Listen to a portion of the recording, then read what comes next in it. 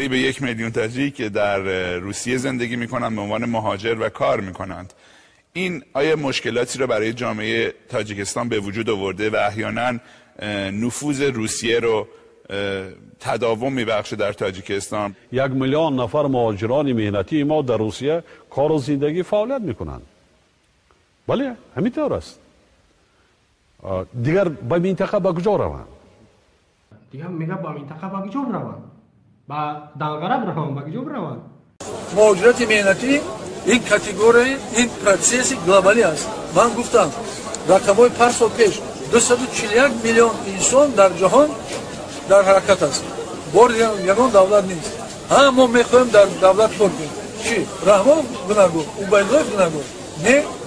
میگه در تمام دولت ها میگه 240 میلیون 250 میلیون مهاجر چرخ میزنه، یعنی مردمی کره دنیا، یعنی هجرت میکنه طرف و طرف برای زندگیشون.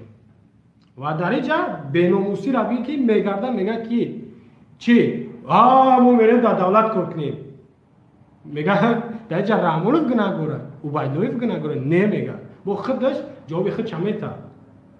امام علی گناهگاره، تو عبیدالله باید جواب میگفتی، تو باید جنایتکاری، تو باید ترمه بشتی، اما آدمی نزدیکی رحمانوف که هستی تو زندان نشدی. اگر نه در جای امام علی دیگه کس می اومد و بیا تو حتما زندان میشه و باید بشه.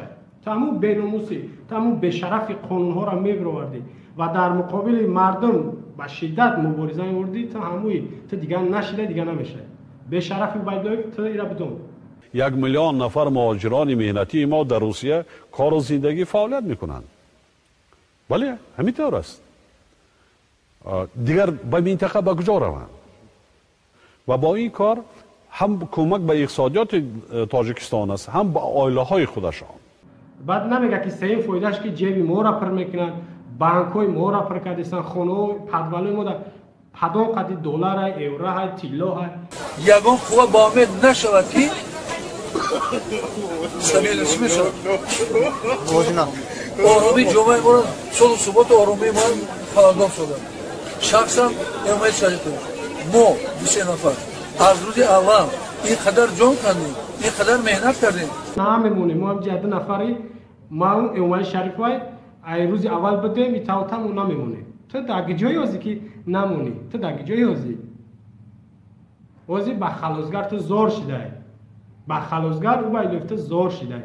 تو نفس کشیدن ده تو ترس داری، میترسی که نشا که همین امام علی خیانت کنه. راضی هستی؟ دولتی موسون دارد. خش تو قم خنده ایزا میکشه.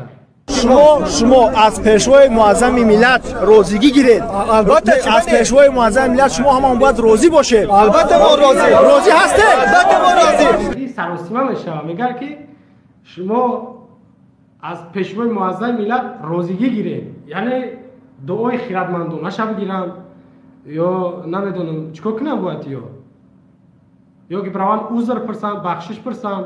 از پیشوای معظم ملت روزیگی گیرید. البته از پیشوای معظم ملت شما هم باید روزی باشید. البته ما راضی هستی؟ البته ما راضی. ما باید از سیاست پیشوای ملت راضی باشیم. راضی هستیم میگه؟ البته میگه راضی. ما این جاهلای دیگه‌اش با این گپا میگن. چخیل شما از سیاست امام علی راضی میشین که شما ای وطن بیرون شده استین برای شکمتون، در حالی که شما باید در وطنتون کار کنید. از جناب علی راضی هستی؟ البته راضی. من نرخه کی بسته برای جناب علی همه یک جا بپیش برای جناب علی. مردم ای طلب پرواز داره میگردن میگه که جناب علی بپیش. از جناب علی راضی هستی؟ البته راضی. ما راضیم ای جناب علی. شما ای ظالم راضیه؟ شما در ظلم کرده نمی. مرحبا برادر آزادی با عزت امان، شما را میشنویم. سلام علیکم برادرای اهل اسلام و با کلی مردم شریف تاجیکستان. پیشنهاد من همین بود برادر که طول 30 سال است که غلام هستیم برادر و کلی مردم شریف تاجیکستان.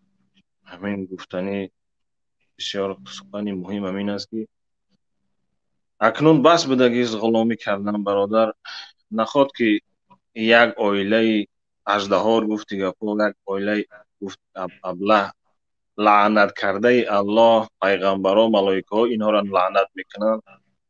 نخوا که تا امروز کل 9 میلیون اهالی تاجیکستان احمق کنه یک اویله ابله.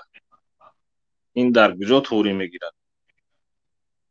من حیران میشم در فکر عقیده این ملت، این با کجا نظر دارن، چی فکر دارن.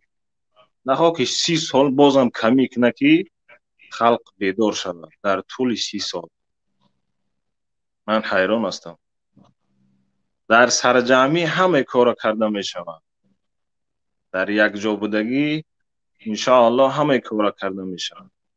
نه که انم خیلی پراکنده کردگی، نمی خیلی هرجگریزی و میلت پرستی و کلوبی و غرمی گفتی و جدا کردی، انم خیلی خاکت باد می شود.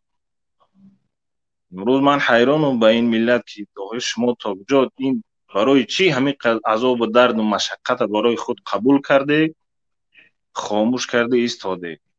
آخر مهاجرت 1 سال بود، 2 سال بود، خوب اینه بگذار 5 سال بود. مهاجرت نخواه که 20 سال، 25 سال، 15 سال شود. این غلامی است ای انسان، ای مردم. لبای میگم ولی 20 سال قطع خاتمه نیافته. خاتمه میافت میگفتن 30 سال زحمت کشیدیم تمام. با دوام داره، یعنی سلاله های غلامی. من حیرانم برادر. یک واقعی نخواه که یک عقیده انسان، یک فکر عقیده سالم ماندگی، فقط اختیار در مهاجرت، در چیز فکر عقیده، در فکر گفتی گپو مهاجرت. این مهاجرت از 5 سال بالا بسیار از 5 سال اوس این خود غلامی هست. آخیر این در اصل این غلامی هست. بله. من حیران میشم با این ملت که چگونه 20 سال 25 سال این بگذار 10 سال، ای 10 سال باید زیاد نمیگشت. نخوا که 20 سال طول 30 سال فقط مهاجرت غلامی. این حیات نیست، این زندگی نیست. باور کنید این غیر از غلامی گفته کسی که بعضش خفه میشه کو مثال میگوی غلام شما در روسیه خیال میکنه که تحقیر شما کردی، اون گپ سخت شما گفتی. اکو برادر میگن کو دوست تاوروار و دشمن شکروار میگن برادر. همین است. خانی حق همین خیلی سخته برادر. اگر انسان ذره عقیده داشته باشد، یک شخصی عقیده سالم داشته باشد، هیچ گونه این سخنها را به تحقیر نمیگه، قبول نمیکنه. باور کنید این همه از دلسوزی یک شخص است که مثال همین گونه امروز همین گونه سخن کردن در کار با این ملت، همین گونه فهمیدن در کار. بله. که طول 30 سال این خود یک غلامی است. واقعا نخود تا چی درجه را من باوری کامل دارم برادر که اگر همین روز خوب بگذاره که 30 سال غلامی کرده، همین روز هم که باشد سرجمی این ملت اگر بگذار که همون 1 میلیون هم از 1 میلیون هم کم هم باشه، اگر خیزه اگر در همون تاجیکستان قیام کنه و حد حقوقش دفاع کنه و رفته از رحمان و لعنت کرده الله حق حقوقشون دفاع کنن، من باوری کامل دارم برادر که انامین رحمانوف اگر همون که سخت نگیم، اگر همون ترسکش ناپوشیده اگر نگریزه ایم تاجیکستان چیزی میگوید حداقل 1 میلیون، بله که ما که 7-8 میلیون هستیم در تاجیکستان. همین گناه هست برادر. بله 10 میلیون نمیرسیم 3 سال بعد 10 میلیون نمیرسیم. 10 میلیون بله بگذار ما این 7-8 میلیون هستیم حاضر مثال در تاجیکستان، مثال 2 میلیون مهاجرت. نه که من باوری کامل دارم 1 میلیون آدم بس است برای همین کار کردن. تمام اولاد چه گرفته میگریزن میرود. اینا با انامین نامردی، با انامین ظلم یک تا مردم ترس داده، انا همین گونه ظلم دوام کرده شدن. مردم باشه خاموشن.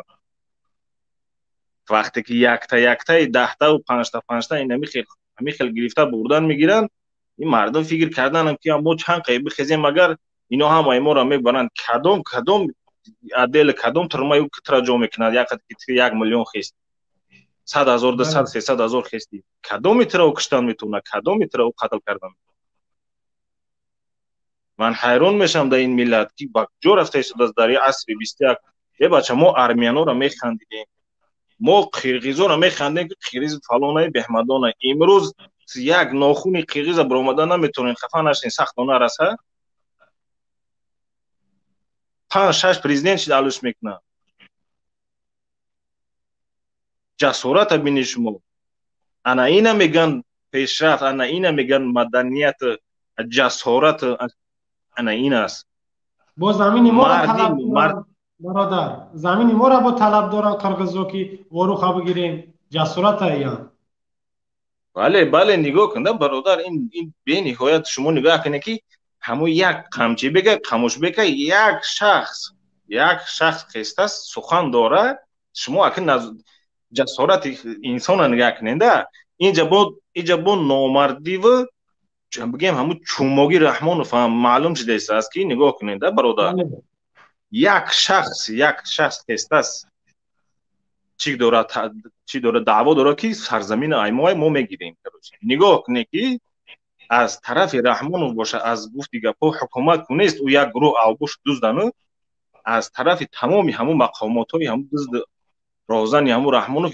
ягонташ сухани ҷуръат як сухана кардан надорад аз раҳмонов саркардагӣ то кӯли дигар ягонташ ҳамун ҷуръата надорад инҷа маълум мешавад ки як аблаҳи бигем як тамоман чумо ҳамин раҳмонов аз бовар мебарад ҳамун чунон метарса ки чанде ки бигӯй бародар дар асл ай ҳама тарсончи шахс ман бовар дорам айнами раҳмонов аз дамтоҷикистон бале бародар барои чӣ як сухан нагуфт дар ҷавоби ҳамин қамчибек як сухан гуфтагӣ нест фақат бо роҳи фиреб бо роҳи инами хел шайтонгарӣ ҳелаву найранг дар кадом баромаде биравад дар уҷа бояд рақс боша суруд боша чоплуцӣ боша ахмақӣ боша ки мардум фақат фикри ақидаш бар анамун тавлаки дитори чаламчии анамун чӣ боша ахмақиву аблаҳӣ бошад бародар хулосаш хуб муваффақият барои шумо ман амин бениҳоят ҳайрон мешавам дар ҳамин халқ як бас будагист ба худо ғуломӣ кардан ман ҳайрон мешавам бедор шина ки бас будагист хуб дар амони худо муваффақият барои шумо бародаро худованд нигҳдор